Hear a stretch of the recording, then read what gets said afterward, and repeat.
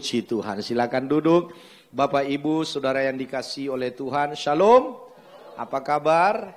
Puji Tuhan. Luar biasa. Amin. Ini adalah ibadah kedua yang tadi pagi sudah ibadah pertama. Dan buat saya adalah pertama kali juga hadir di tempat ini, saudara. Saya ucapkan terima kasih buat gereja ini yang sudah memberikan kesempatan kepada saya untuk bisa menyampaikan kebenaran firman Tuhan. Nah, nama saya Daniel Tan, nama itu selalu dikaitkan dengan anak sampah, karena memang label Daniel Tan berkaitan erat dengan anak sampah. Anak sampah adalah buku yang saya tulis tahun 2015, cerita mengenai tentang autobiografi saya gitu ya. Dalam satu kesempatan di mana saya diberikan testimoni, lalu orang merasa terberkati dan kemudian dianjurkan untuk bikin buku. Lalu waktu saya bikin buku tahun 2015, 10 eksemplar dalam waktu 1 tahun habis, saudara. Cetak lagi, habis lagi. Cetak lagi, habis lagi.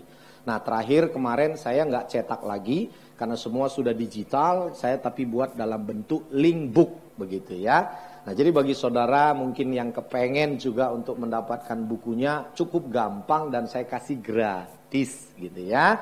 Ya, Anda cukup follow Instagram Daniel Tan Official. Nanti Anda DM saya, bilang dari GBI Pasar Baru. Nanti saya akan bagikan linknya. Kenapa harus di Instagram, Pak? Karena link book itu ada di Instagram saya, saudara ya.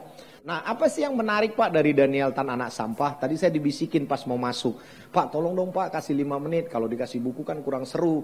Nanti orang-orang tua kita kalau yang nggak bisa punya Instagram gimana, Pak? Gitu ya. Oke, sebetulnya sederhana, saudara. Bahwa saya sudah berdamai dengan hidup saya. Artinya saya sudah terima keadaan saya apa adanya. Tapi rupanya Tuhan mau itu jadi berkat gitu loh ya. Makanya waktu satu kesempatan saya berikan testimoni, orang bilang, wow ini keren, kenapa gak kamu bikin buku? Nah, makanya kita bikin buku. Saya lahir 41 tahun yang lalu. Jadi Anda tahu bahwa saya lahir tahun 79, saudara. Saya lahir di Medan, papa saya orang Chinese Medan, papa saya orang Batak Karo. Haleluya. Ya, jadi separuh 50% saya ini Batak, 50% Chinese, saudara. Iya, puji Tuhan. Nah, tapi dalam proses itu saya tidak lazim. Kenapa saya bilang? Karena waktu saya dalam kandungan ibu saya, papa saya pergi gitu. Jadi saya ini sebetulnya anak kecelakaan, bukan anak hasil di luar dalam pernikahan. Papa saya pergi alasannya karena tidak mau bertanggung jawab. Lalu ibu saya berupaya mau mengaborsi saya. Tapi dalam dialek Batak dia bilang, gak keluar-keluar kau dulu dalam perut mama. Kan begitu ya saudara. Kuat kali kau dulu katanya. Gitu ya. Padahal mama saya entah minumin apa aja saudara. Sampai minyak tanah dia udah sempat minum. Tujuannya supaya saya bisa diaborsi. Tapi saya nggak keluar dan saya lahir sebagaimana lazimnya bayi lahir. Dan puji Tuhan gak cacat gitu loh. Utuh gitu loh saudara. Dan gak jelek-jelek amat lagi kan gitu ya saudara. Oke, dan apa yang terjadi saudara? Dia asuh saya kira-kira belum 1 tahun usia saya. Sekarang gantian, mama saya yang kabur. Karena bagi dia malu, aib. Punya anak tapi gak punya suami. Tinggal di kampung. Nah usia belum 1 tahun, dia kira saya udah lepas netek begitu. Ya udah saya dititip, diasuh sama nenek saya. Seorang janda tua dan miskin. Namanya nenek Biring di buku itu. Kenapa janda tua dan miskin saya bilang? Karena dia hanya mengandalkan sebagai pekerja upahan di ladang orang. Dan zaman dulu hanya dibayar pakai hasil tani, Pak. Dibayar pakai pisang, kelapa, padi, sayuran begitu. Nah kadang dia jual ke pasar, pulang dia beli minyak goreng, beli ikan asin, beli garam untuk kami makan. Nah waktu usia belum 1 tahun saya masih mesti dikasih susu. Tapi nenek saya akali. Ini susu mau dikasih apa? Beli di susu di puskesmas nggak punya duit. Kalau kasih susu nenek saya sudah expired, kira-kira gitu kali. Biar sudah jangan terlalu tegang lah gitu ya sudah. Akhirnya dia akali, setiap kali dia menanak nasi, sengaja dia kasih lebih airnya, begitu mendidih dia ambil, didinginkan, dihidangkan, itulah pengganti susu saya. Namanya air tajin, saudara. Jadi ini produk air tajin ini, saudara ya, haleluya. Nah apa yang terjadi? Usia 6 tahun, nenek saya daftarkan saya masuk sekolah SD. Karena di kampung gak usah pakai biaya. Ya, makanya saya dulu waktu SD sempet inget tuh gak pakai sepatu. Cuma pakai seragam, buku 1 di tangan, udah. Sekolah dah tuh gitu ya. Kenapa? Karena memang miskin sekali. Ya, dan saya selesaikan mulai dari kelas 1, kelas 2, kelas 3 dan Selesai kelas 6 SD, saya tamat SD, saya kepengen mau melanjutkan sekolah SMP, tapi nenek saya bilang nggak ada uang kita.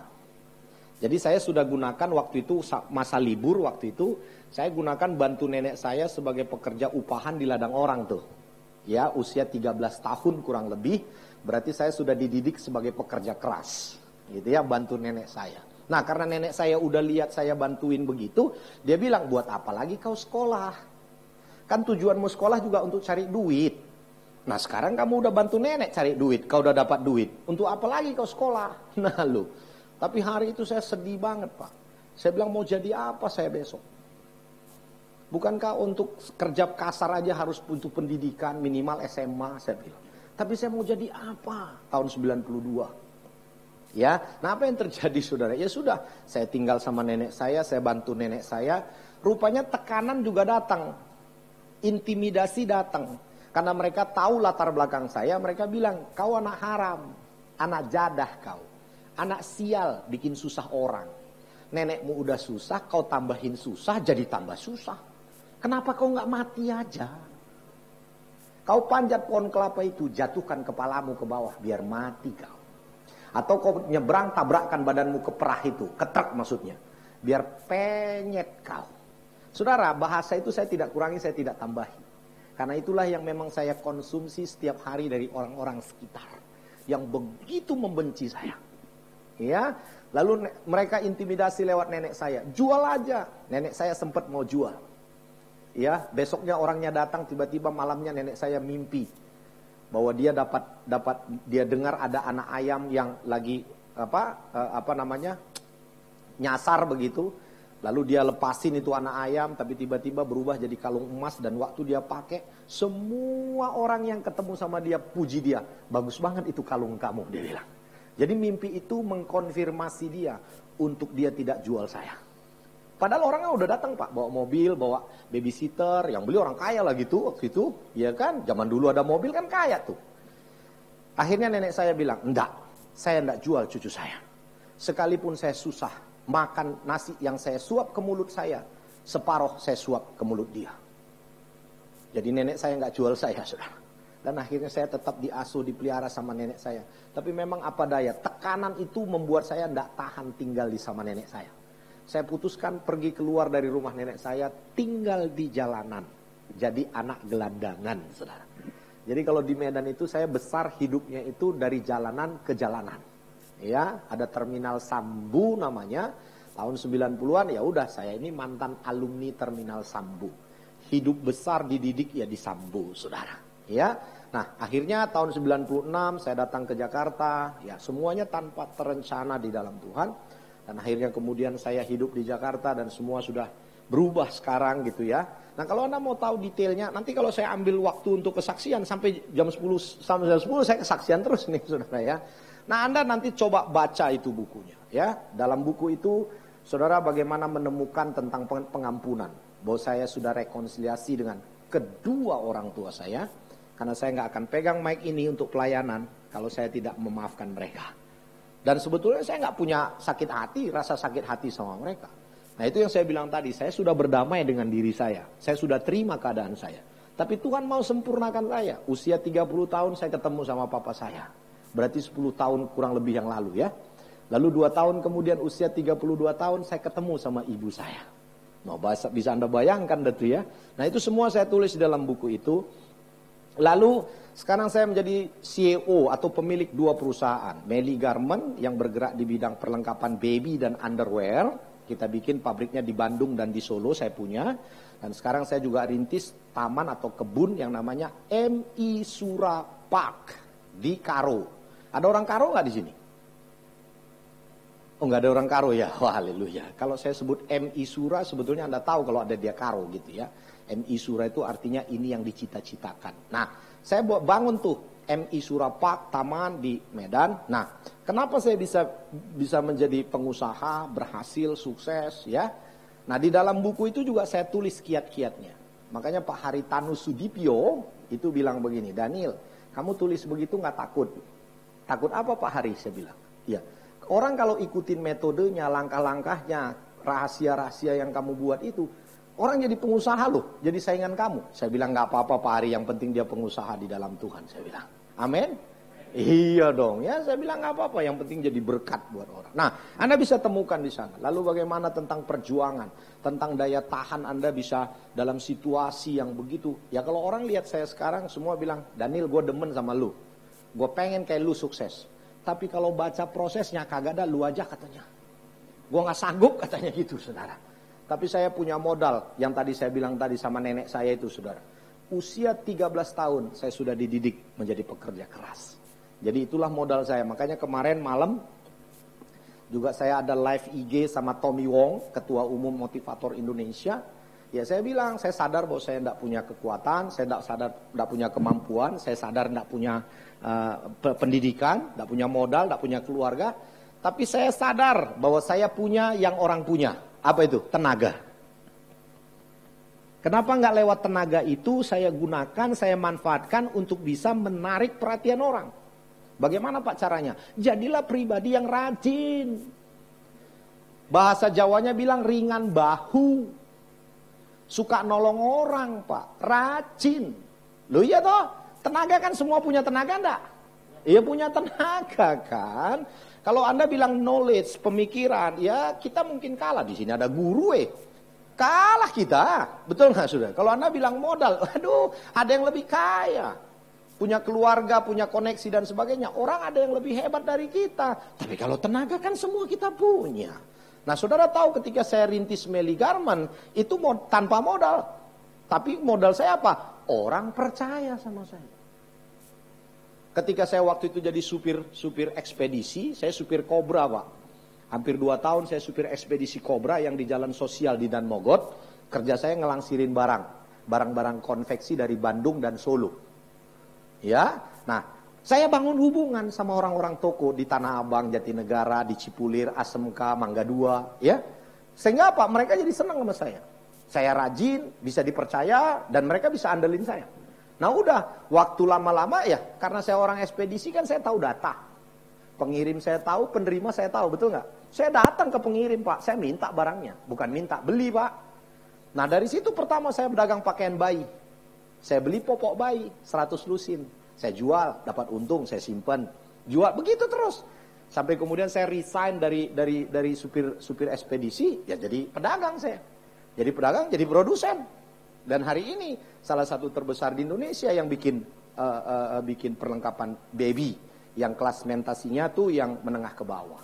Kita ada di Bandung, Meli Garment. Anda bisa lihat di website kita, di medsos kita, Anda bisa lihat produk-produk kita di sana. Siapa tahu Anda mau tertarik mau jualan juga kan begitu ya saudara ya. Nah, jadi kenapa itu bisa semua terjadi? Saya tulis dalam buku itu. Karena saya berharap langkah yang sama orang bisa ikutin, perjuangan yang sama orang bisa ikutin, sehingga mereka kemungkinan besar bisa berhasil, saudara. Oke ya. Nah jadi itu nah lebih dari 5 menit juga tuh Pak akhirnya ya. Nah jadi saya bagikan tentang isi buku itu ya kurang lebih seperti itu. Nah puji Tuhan tahun lalu saya masuk Key Candy. Kemarin juga masuk ke I'm Impossible, kemudian saya menjadi anggota motivator di Indonesia hari ini, dan kita banyak memberkati orang begitu ya. Puji Tuhan, dan saya juga, tadi Bapak bilang cuma tamat SD, tapi saya juga sarjana teologi, kok bisa Pak? Ya semua ada ceritanya, di buku itu Anda bisa temukan. Bukan dijadikan loh saya STH-nya, bukan, tapi saya mengalami proses. Saya ikutin kuliahnya sampai 4 tahun, dari 2016 sampai 2019 kemarin saya diwisuda STH. Jadi semua proses ya. Nah bagaimana saya nggak diwisuda-wisuda? Iya saya harus ambil paket B-nya Pak. Ya pengantar untuk ijazah S1-nya kan mesti ada SMA-nya. Dan nggak mungkin ujuk-ujuk SMA, mesti ada SD, SMP, SMA. Nah saya ambil paket B, ambil paket C, lalu kemudian saya diwisuda tahun lalu. Nah saudara yang dikasihi oleh Tuhan, saya percaya selama Anda membuka diri, Tuhan tidak pernah terbatas dalam diri saudara. Setuju ya saudara? Waktu Musa diperintahkan untuk pergi ke Mesir, dia bilang apa? Kalaulah mereka nanti tanya atas nama siapa, aku datang kepada mereka. Gue jawab apa? Itu kan bicara bahwa Musa itu nggak punya rasa confidence, betul nggak saudara? Dia nggak punya modal, dia nggak punya rasa kepercayaan diri, betul nggak saudara? Lalu dia tanya sama Tuhan, gue bilang apa? Jawab Tuhan bilang apa? Katakan, aku adalah aku yang menyertai aku untuk datang kepadamu. Perhatikan baik. Aku adalah aku itu huruf besar loh. Betul apa enggak saudara? Itu bicara bahwa akulah aku Tuhan. Yang menyertai aku, akunya kecil loh. Berarti yang aku kecil ini siapa? Musa. Yang menyertai aku untuk datang kepadamu. Jadi ada akulah aku yang besar menyertai aku kecil, yang kecil terbatas menjadi tidak terbatas. Bisa ngerti nggak ini saudara? Iya, sehingga waktu dia ngadepin Mesir, dia bisa lakukan hal-hal yang tidak terbatas. Nah, pagi hari ini apa yang Tuhan taruh di dalam hati saya adalah bicara tentang hope, tentang pengharapan. Bagaimana supaya kita orang-orang percaya, anak-anak Tuhan, tetap punya pengharapan kepada Tuhan. Walaupun dalam situasi apapun, saya tahu bahwa pandemi COVID-19 tidak mudah untuk kita hadapi sama-sama, saudara.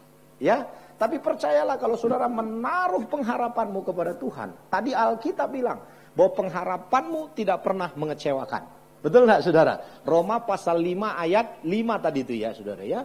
Nah jadi saya percaya bahwa selama kita konsisten berharap kepada Tuhan, Tuhan akan sediakan jawabannya untuk Anda. Betul apa enggak ini saudara? Nah saudara mesti sadari bahwa segala sesuatu kita mesti connect dengan Tuhan. Connect dengan Sang Pencipta. Saya bilang apa? Apa yang terjadi belakangan ini? Semua itu tidak lepas dari kendalinya Tuhan. Bisa nggak setuju sama saya? Setuju ya saudara ya? Semua itu ada dalam kendalinya Tuhan. Saudara mau ngomong tentang apapun, percayalah semua ada dalam kendalinya Tuhan. Maka kalau ada dalam kendalinya Tuhan, berarti ada pemeliharaan Tuhan. Saudara nggak akan mungkin mati kelaparan. Saudara nggak akan mungkin jatuh sampai tergeletak. Betul nggak saudara? Karena di dalam Tuhan itu tidak ada yang namanya krisis. Halo? Loh, di dalam Tuhan tidak ada yang namanya krisis. Di dalam Tuhan itu tidak ada yang namanya resesi. Saudara tahu nggak negara Indonesia sudah masuk negara resesi? Mesti tahu itu saudara ya. Resesi itu artinya apa? Perdagangan kita nggak jalan, dagang nggak laku gitu loh. Jadi resesi udah masuk. Tapi di dalam Tuhan itu tidak ada resesi. Dan di dalam Tuhan itu tidak ada namanya bangkrut. Di dalam Tuhan juga tidak ada kata mustahil. Loh, benar apa enggak saudara? Saya mesti setuju nih sama saya nih. Biar enak kita ngomongnya, betul ya saudara ya. Nggak ada yang kata nggak mungkin. Di dalam Tuhan itu semua bisa mungkin. Mati aja Tuhan bisa hidupkan kok. Loh, benar apa enggak saudara? Saya jadi ingat nih, nggak apa-apa kita, pokoknya waktunya tenang bro. Waktunya saya pasin gitu ya saudara ya. Nanti mendaratnya di mana, tenang aja lah. Saudara. Saya ingat sebuah cerita dalam Markus pasal yang kelima, anak Yairus. Pernah dengar nggak cerita itu? Ayat 21, 22, 23, 24. Yesus tiba di darat dari waktu dia naik perahu. Lalu datanglah Yairus yang seorang kepala rumah ibadat. Siapa? Kepala rumah ibadat. Kalau kepala rumah ibadat ini kira-kira siapa nih? Pendeta. Betul nggak saudara? Imam. Hamba Tuhan ini. Betul ya? Terus siapa lagi? Penatua. Sudah penatua lagi. Haleluya. Imam ini punya masalah. Dan masalahnya serius. Anaknya umur 12 tahun, perempuan sakit yang menyebabkan mau mati. Lihat ya. Lalu waktu Yesus mendarat, Yairus ini tersungkur di depan orang banyak. Memohon kepada Tuhan Yesus supaya datang meletakkan tangan atas anaknya yang sakit agar dia selamat dan tetap hidup. Terusin aja ayatnya 22, 23, 24 gitu ya. Nah, apa yang terjadi? Yesus respon nggak? Respon. Kenapa Yesus respon? Terbukti bahwa Yesus berjalan sama Yairus menuju rumahnya. Betul kan ya saudara ya? Berarti Yesus respon.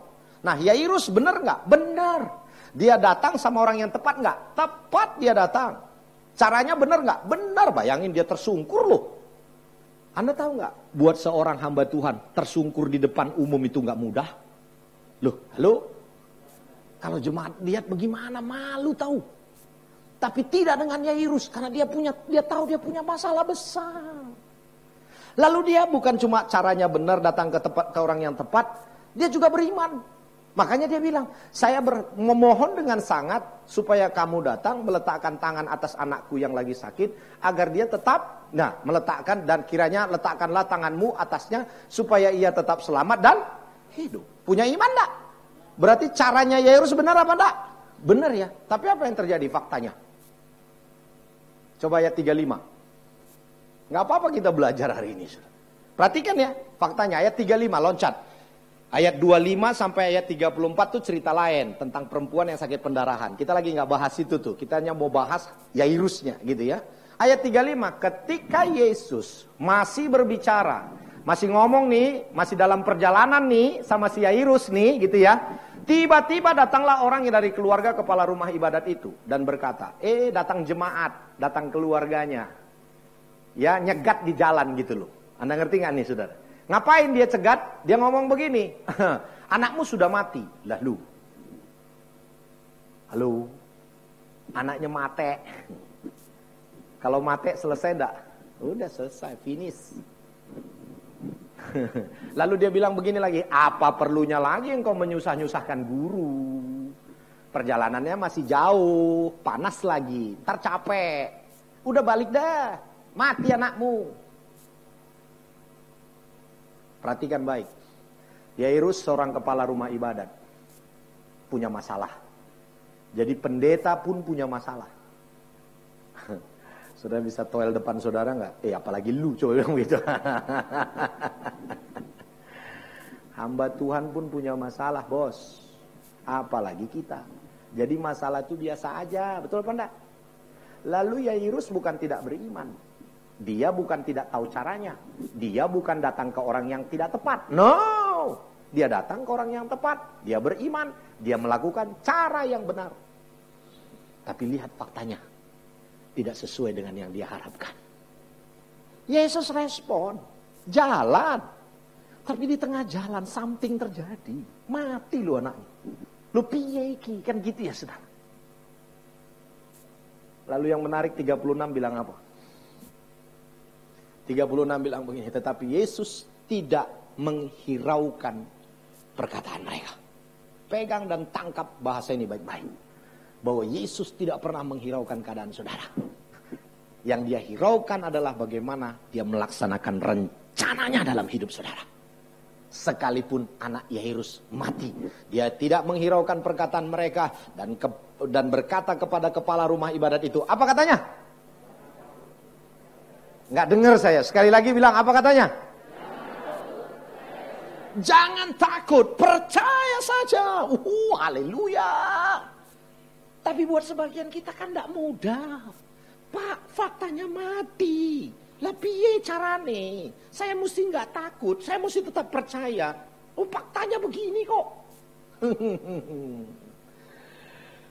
Oh haleluya. Tapi hebat ini Yairus. Imannya tidak goyah. Dia tetap percaya. Yairus bisa hentikan nggak perjalanan itu? Bisa. Dia bisa bilang begini, guru, thank you ya, sudah datang sampai di sini. Ternyata Tuhan punya kehendak lain. Anak saya dipanggil. Ya sudah, makasih ya guru, shalom, Tuhan berkati. Izinkan saya pulang untuk menguburkan anak saya. Bisa selesai, bisa dia ngomong begitu nggak? Bisa banget. Tapi dia tetap menaruh imannya kepada Tuhan. Dan dia tetap percaya dan tidak takut. Sampai Anda lihat cerita selanjutnya. Yesus datang ke rumah itu. Dilihatnya orang banyak sudah nangis karena anak itu sudah mati. Tapi Yesus bilang dia tidak mati tapi dia tidur. Lalu orang menertawakan dia. Perhatikan, menertawakan dia. Kenapa? Karena dunia tidak sama dengan Tuhan. Mungkin hari ini dunia mengintimidasi saudara. Dunia mengucilkan kita. Dunia mungkin mengolok-olok kita. Tapi saya mau bilang dari tempat ini, saudara hidup bukan karena mereka. Saudara hidup bukan karena dunia. Bukan karena kata-kata intimidasi mungkin. Mungkin yang melemahkan, yang menjatuhkan saudara.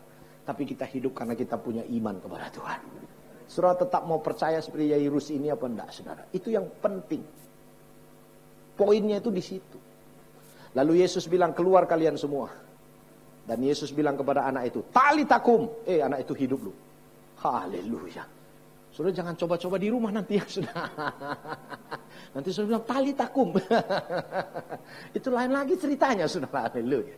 Tapi Anda bisa lihat. Sesuatu yang sudah selesai, sudah tamat, sudah finish. Tapi kalau Tuhan mau buat sesuatu, tidak ada yang mustahil. Clear ya saudara, bahwa di dalam Tuhan itu tidak ada yang namanya krisis, di dalam Tuhan itu tidak ada yang namanya mustahil, bangkrut, resesi dan sebagainya. Betul ya saudara? Mustahil itu cuma ada di pikiran. Loh, betul apa enggak saudara? Mustahil itu cuma ada di pikiran kita. Tapi di dalam kamusnya Tuhan itu tidak ada. Betul apa enggak ini saudara? Iya, nah karena itu saudara yang dikasihi oleh Tuhan. Dengan cerita yang tadi saya bagikan kepada saudara, saudara harus memperkuat dirimu untuk tetap berharap kepada Dia. Jangan sampai putus asa. Jangan sampai menjadi lemah. Jangan sampai tidak punya pengharapan. Ada banyak tekanan hari-hari ini saudara. Ikuti saja, enjoy saja, jalani saja. Ingat pesan saya. Anda hidup bukan karena intimidasi orang lain. Tapi kita hidup karena kita beriman kepada Tuhan. Maka itu poin saya hari ini adalah selalu connect dengan Tuhan. Bangunlah hubungan dengan Tuhan. Betul apa enggak saudara? Ya, berharaplah kepada Tuhan. Tadi saya bagikan 3 hal tadi pagi saudara. Ya, jangan kita berharap kepada objek yang salah. Apa itu objek yang salah, Pak? Manusia. Saudara jangan berharap kepada manusia. Yeremia 17 ayat 5 munculin di ayatnya nih. Yeremia 17 ayat 5 tadi bilang apa? Terkutuklah orang yang mengandalkan apa? Manusia. Perhatikan, beginilah kata Daniel Tan. Bukan ya? Jadi apa Pak? Firman Tuhan. Jadi tidak ada alasan saudara tidak percaya ya. Ya tak? Beginilah firman Tuhan katakan. Terkutuklah orang yang mengandalkan manusia. Nah lu, terkutuk bos. Berarti Tuhan tidak berkenan. Pak masa nggak boleh berharap sama manusia? Bukan nggak boleh. Perhatikan poin saya. Ketika kita bergantung berharap sepenuhnya kepada manusia, ya, Anda mencuri kemuliaan Tuhan. Kenapa? Karena Tuhan tidak lagi berperan dalam hidupmu. Itu yang Tuhan bilang terkutuk. Loh, betul apa enggak ini saudara? Maka itu saudara yang dikasihi oleh Tuhan. Ketika saudara bergantung berharap sepenuhnya kepada manusia, menjadi sesuatu yang salah.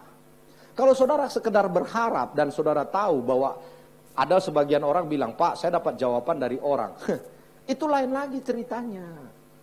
Kalau Tuhan menggerakkan hati seseorang untuk menolong Anda, itu kan lain ceritanya. Betul apa enggak saudara?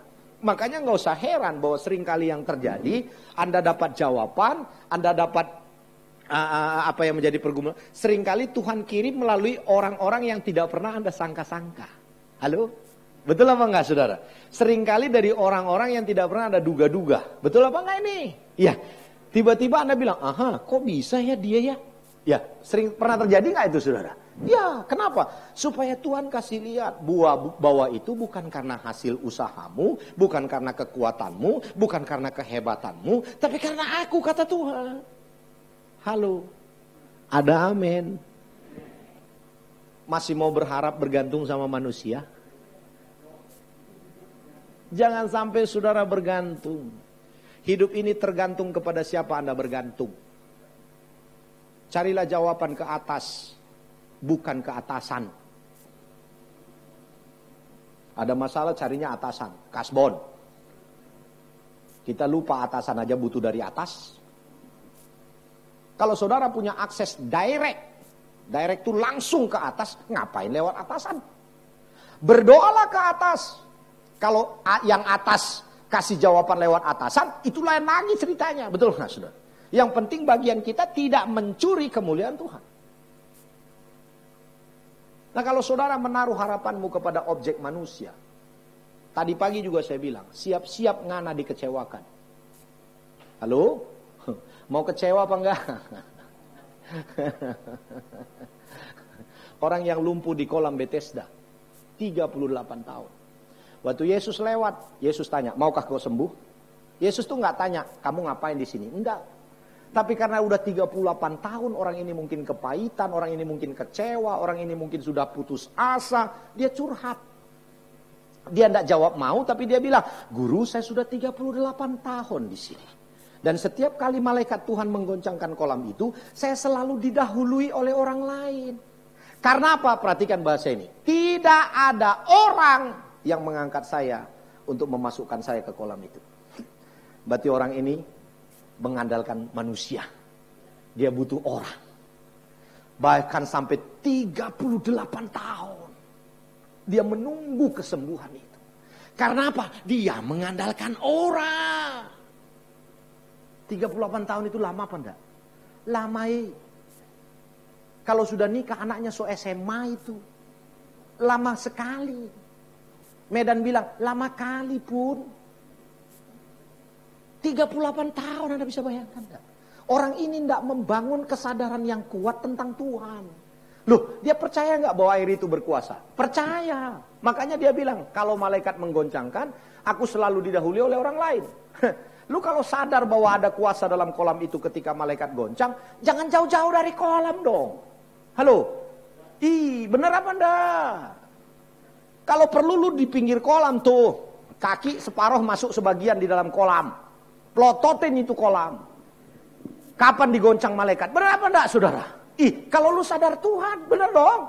Begitu tahu malaikat goncang, jatuhkan badanmu, selesai. Loh, bener apa enggak? Tapi karena orang ini berharap kepada manusia. Dia berharap ada orang yang mengangkat dia. Gila ya, sampai 38 tahun loh. Halo, ada amin. Kemana aja kita selama ini? Ayo kita berharap kepada manusia. Berharap kepada Tuhan. Lalu yang kedua, ayat ini bilang apa? Jangan mengandalkan manusia. Yang mengandalkan apa? Kekuatannya sendiri. Berarti objek nomor 2, selain daripada berharap kepada manusia, objek nomor 2, jangan mengandalkan kekuatan kita sendiri. Merasa kita pinter, merasa kita mampu, merasa kita bisa, merasa kita bawa orang sebagai gitu. Alkitab bilang terkutuk. Berapa banyak orang bahwa dia bilang, kalau bukan karena gue, widih, gile saudara. Saudara tahu nggak kenapa kita tidak boleh mengandalkan kekuatan sendiri? Supaya kita disadarkan bahwa kita itu butuh Tuhan. Kita itu sadar bahwa kita itu merendahkan diri di hadapan Tuhan. Betul nggak saudara? Jangan menjadi pribadi-pribadi yang sombong. Bukankah Yohanes 3:27 bilang apa? Tidak ada seorang pun yang dapat mengambil sesuatu bagi dirinya jikalau tidak dikaruniakan kepadanya dari sorga. Nah lu, mau ngomong apa kita? Oh, semua pemberian dari Tuhan kok. Halo, masih mau mengandalkan kekuatan kita sendiri. Alkitab bilang terkutuk. Dan yang ketiga, yang menjauh hatinya dari Tuhan. Orang yang menjauh hatinya dari Tuhan biasanya orang yang pinter. Orang yang tahu tentang data-data. Punya data-data statistik, dia bisa hitung. Dia bisa cari ahli-ahlinya gitu loh. Orang-orang yang pinter, orang-orang yang kredibel. Orang yang punya data akurat menurut dia. Saudara tahu orang-orang yang demikian tidak lagi mengindahkan kekuasaan Tuhan. Hari gini kamu ngomong mujizat, yang benar aja. Bisa begitu loh orang itu ngomong, betul nggak saudara? Tadi kita lihat contohnya toh, perwira Samaria. Ketika Elisa bilang balik kamu, besok harga-harga akan turun. Perwira bilang, sekalipun tingkap langit itu terbuka, masakah itu terjadi? Dia nggak percaya, kenapa? Karena dia seorang ajudan raja, perwira raja, di mana kerajaan Samaria waktu itu lagi dibangkrutkan sama tentara Aram. Ya, pernah dengar cerita itu ya, di 2 Raja-Raja pasal 6 dan 2 Raja-Raja pasal 7. Saking bangkrutnya ada ibu tega makan anaknya. Mereka barter anak, hari ini anakmu, besok anak saya. Makanya waktu giliran anak ibu yang satu nggak mau dimasak, dibawalah perkara itu ke raja. Lalu raja marah besar. Sehingga raja bilang, apa tidak ada lagi nabi yang bisa berdoa bagi negara ini? Lalu ajudan bilang, ada tuh Elisa. Berarti dia percaya Tuhan juga nih orang. Tapi dia tidak percaya kuasanya, ngerti gak ini sudah? Makanya waktu mereka ngadep, Elisa bilang, ya udah balik kamu. Besok harga-harga akan turun. Bahkan dikasih tahu detailnya. Sesukat tepung harga sekian, sekian. Dikasih detailnya. Tapi perwira bilang, masakah itu terjadi? Kenapa? Kok bisa perwira itu ngomong begitu? Karena dia orang pintar, dia ajudan, dia perwira, dia tahu data, dia tahu bahwa negara ini mengalami kebangkrutan. Masakah semudah itu kamu bilang besok harga-harga akan turun? Elisa melepaskan firman. Tapi perwira pegang data. Sampai kemudian si Elisa bilang, lihat, kamu besok melihat tapi kamu tidak mengalami. Akhirnya apa? Dia mati diinjak-injak oleh masyarakat Samaria, saudara. Itulah sebabnya saudara yang dikasihi oleh Tuhan. menjadi kuat alasan saya hari ini untuk mengatakan tetaplah berharap kepada Tuhan. Sebagai penutup Roma pasal 5 ayat 5 tadi. Kita masuk ke sini poinnya saudara ya. Kalau tadi saya bahas tentang Roma pasal 5 ayat 1 sampai ayat 5. Tapi kali ini saya combine tentang satu hal yang menarik dari Yairus. Betul ya saudara ya. Sehingga kita tidak menjadi pribadi-pribadi yang takut ya, yang gagal sekalipun mungkin faktanya mungkin kita lihat, aha kok begini Tuhan. Tapi lihat cerita Yairus. Dia tetap perkuat imannya. Sehingga apa? Mujizat terjadi. Anaknya mati tapi Tuhan bisa bangkitkan. Dari situ kita bisa lihat bahwa di dalam Tuhan itu tidak ada kata mustahil. Dan pengharapan tidak mengecewakan. Tadi 1, 2, 3 ayat 4, 5 sampai 4 itu semua sudah diuraikan. Dan poinnya penutup dia bilang bahwa pengharapan kita kepada Tuhan itu tidak mengecewakan. Karena kasih Allah telah dicurahkan di dalam hati kita oleh Roh Kudus yang telah dikaruniakan kepada kita. Tetap stay, tetap kuat di dalam Tuhan. Tetap percaya bahwa segala sesuatu pertolonganmu datangnya dari atas bukan dari atasan. Halo, amin saudara. Semua kita ini tergantung hidup kepada siapa kita bergantung. Itulah sebabnya saya tahu bahwa ini tidak mudah untuk kita lalui. Tapi kalau kita terus tetap berharap kepada Tuhan, suatu saat Tuhan akan bukakan, Tuhan akan tunjukkan bahwa dia berkuasa dalam hidup saudara. Berbahagialah saudara yang mendengarkan kebenaran firman Tuhan dan melakukannya. Amin untuk firman Tuhan. Puji Tuhan.